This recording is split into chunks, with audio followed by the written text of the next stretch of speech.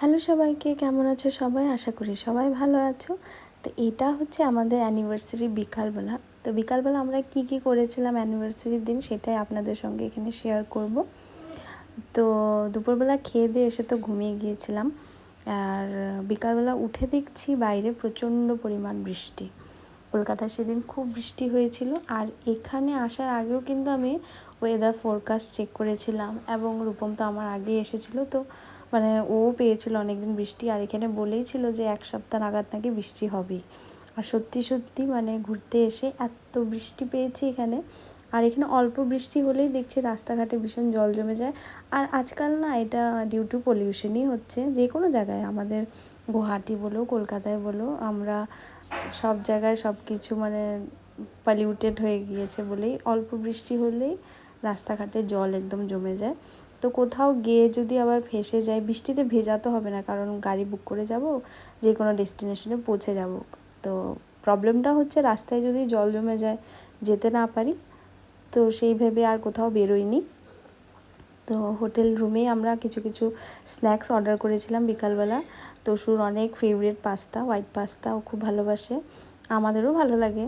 তো সেটা অর্ডার করেছিলাম, চিকেন পকোড়া অর্ডার করেছিলাম। আর বাইরে যেহেতু বৃষ্টি হচ্ছিলো, তো চা তো ভালোই লাগে, তো অল্প চাও অর্ডার করে নিয়েছিলাম। সচরাচর কিন্তু আমি সেইভাবে চা খাই না, খুব যখন মানে ইচ্ছা করে কোনো কোনো সময় ধরো, তো তখনই চা খাওয়া হয়, নাহলে কিন্তু এত মানে চা লাভার আমি নই। আর সেরকম করে আবার কফি লাভারও নই, মানে কখনো কখনো কফি খাই, কখনো কখনো চা, মানে এরকম রেগুলার মানে খেতেই হবে ওরকম না। ওরকমটা আবার আমার মার, মানে আগে তো লাল চা খেত না, আগে দুধ চা খেত, এখন কিন্তু মা আবার লাল চা খায়। তো বিকালবেলা যদি একটু চা না পায়, তখন মাথা ব্যথা শুরু হয়ে যায়। তো এই জন্য চাটা অর্ডার করে নিয়েছিলাম। আর পাস্তাটা দেখতেই পাচ্ছ খুবই চিজি ছিল, খুবই ক্রিমি ছিল, মানে খেতে খুবই দারুণ ছিল। আর পকোড়াগুলোও কিন্তু ভীষণ টেস্টি ছিল।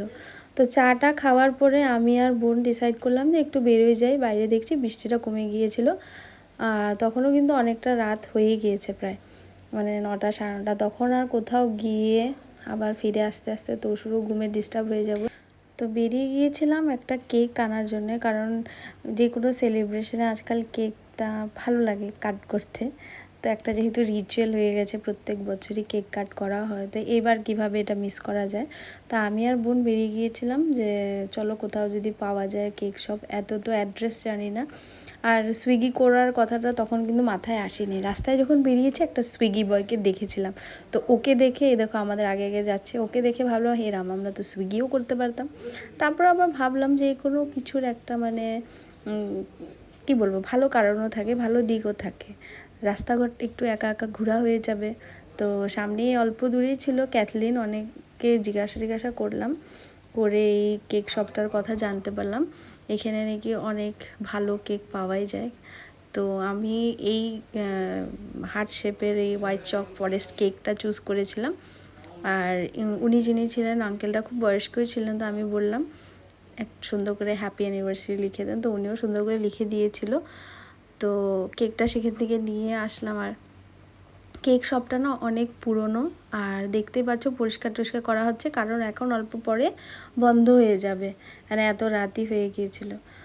আর আমি তো একদম যেভাবে ছিলাম রুমে সেইভাবেই বেরিয়ে এসেছি, চুলটুলো ভালো করে মানে করি না, আছড়াইনি, একদম বেরিয়ে গিয়েছি এইভাবেই। আর আমি না একটু এরকমই, মানে খুব সিম্পল তো খুব সিম্পল, আর যখন কোথাও যাই ধরো সাজগোজ করতে লাগে আর কি, তখন এইভাবেই, নাহলে কিন্তু আমি এইভাবেই বেরিয়ে যাই। মানে আছে না যে একটু টিপটপ হয়ে বেরোবো, ওসব আমার মধ্যে নেই। তো কেকটা নিয়ে নিলাম, কেকটা আমার খুব পছন্দ হয়েছিল। আর রাস্তায় যাকে জিজ্ঞাসা করেছিলাম কেক শপের বিষয়ে, তো উনি বলেছিল যে এখানে কেকগুলো নাকি খেতেও ভীষণ টেস্টি হয়। তো এবার গিয়ে দেখি রুমে সবার ভালো লাগে কিনা, আর খেতে বা কেমন হয়। আর বোনকে বলছিলাম যে তুই একটু সাবধানে ধরিস, কারণ যদি প্লাস্টিকটা বেঁকিয়ে যায় তখন কেকটা নষ্ট হয়ে যেতে পারে। ও এদিকে আবার আমাকে মানে কি বলবো ব্যঙ্গ করছে, ব্যঙ্গ করে করে প্লাস্টিকটা বারবার দুলাচ্ছে। তো আমি বললাম যদি পড়ে যায় তখন কিন্তু দেখিস। আর এখানে তোষু, মা, রূপম সবাই বসেছিল, আমরা যেহেতু বাইরে গিয়েছিলাম, তো আমি তোষুকে বললাম সারপ্রাইজ, আর ওর দেখো এখানে নাচানাচি শুরু।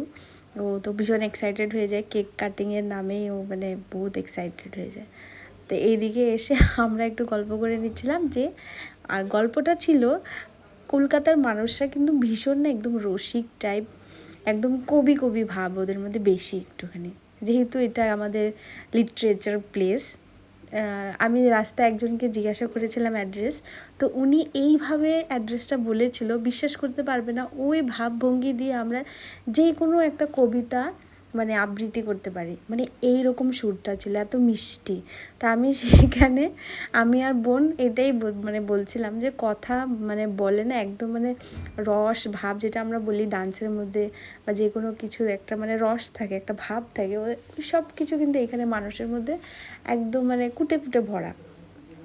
তো এইসব গল্প করতে করতে মানে হাসি ধামালি করতে করতে মানে আরও সময় ঘুরিয়ে গেল। তবে বললাম যে না, এখন কেক কাটিংটা করাই যাক। তো সুন্দর করে সাজিয়ে টেজে নিয়েছিলাম। আর এই গিফটটা কিন্তু এটা আমার বোন দিয়েছিল, লাস্টে দেখাবো যে এটার ভিতরে কী ছিল। আসার সময় কিন্তু ও আমার ব্যাগে এটা ভরে দিয়েছিল, বলেছিল ওখানে গিয়ে এটা কিন্তু তোমাদের একটা সারপ্রাইজ। তো বললো এটা কী সারপ্রাইজ, তুই তো আমাকে বলেই দিলি একটা গিফট নিয়েছিস। বলে আরে তোর জন্য এটা সারপ্রাইজ, তুই তো ভিতরে দেখিস নি, আর জিজু তো জানেই না।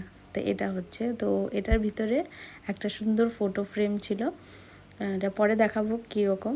আর এদিকে আমি আর একটু কমফোর্টেবলভাবে বসে নিচ্ছি, কারণ যেহেতু বাইরে যাই নেই, রুমের ভিতরে কেক কাটিং করা হবে, তো একদম মানে বি কমফোর্টেবল। এখানে দেখো আমার হাজব্যান্ড আবার এসি রিমোটের করছে, বন্ধ করার চেষ্টা করছে, কারণ ক্যান্ডেলটা থাকছে না, ক্যান্ডেলটা হাওয়াতে বন্ধ হয়ে যাচ্ছিলো। আর তোষু তো এক্সাইটেড, মানে ওর কি এক্সাইটেড লেভেল কাজ করে যখনই ও কেক দেখে। কেক কাট করে নিলাম, কেক কাট করার ভিডিও আর আমি পাইনি, আমার বোন হয়তো প্রেসই করেনি, জানি না। তারপর রূপম সুন্দর করে কেকটা কেটে আমাদেরকে দিয়ে দিল। আর বাড়ি থেকে আসার সময় আমরা এরকম ডিসপোজাল প্লেট এনেছিলাম ট্রেনের জন্য, তো সেগুলো ইউজ করে নিলাম। আর কেকটা কিন্তু সত্যি ভীষণ টেস্টি ছিল। আর এখানে তোষু দেখো আমাদের পম্পি যেটা গিফট দিয়েছিল সেটা খুলতে ব্যস্ত হয়ে গেছে। কেক কাট করবে, গিফট খুলবে, এটাই হচ্ছে গিয়ে ওর মানে যে কোনো সেলিব্রেশনের মোক্ষম কাজ। তো আমি বলছি আস্তে আস্তে খুলো, কারণ পম্পি বারবার বলেই দিয়েছিল এটা গ্লাসের কিছু হচ্ছে, মানে ফটো ফ্রেম যেহেতু, কিন্তু ও তো আর ওই সাবধানতা অবলম্বন করে, ও তো একদম চলছেই। আর এখন ফাইনাল মানে যেটা আমাদের কাছে আছে সেটা কিন্তু ভেঙে গিয়েছে, ঠিক আছে, ভেঙে গেছে মানে গ্লাস টাস ভাঙেনি, কিন্তু ওটার যেটা তার আছে ওটাও ছিঁড়ে দিয়েছে আলটিমেটলি। তো সেই দিনই আমি দেখেছিলাম অল্প জ্বলেছে, সেটা একটু লাইটিং কিছু আছে জ্বলেছিল। এখন কিন্তু বর্তমানে আমাদের হাতে যেটা আছে ওটা খারাপ হয়ে গেছে, ওটা আবার গুয়াহাটি গিয়ে সারাতে হবে। তো আশা করি আপনাদের সকলের এই ব্লগটা ভালো লাগবে, আর আমাদেরকে কি বলবো ভালোবাসা দিতে থাকুন, লাইক করতে থাকুন আমার ব্লগগুলো যদি ভালো লাগে। দেখা হচ্ছে পরবর্তী ব্লগে, ততক্ষণের জন্য বাই বাই।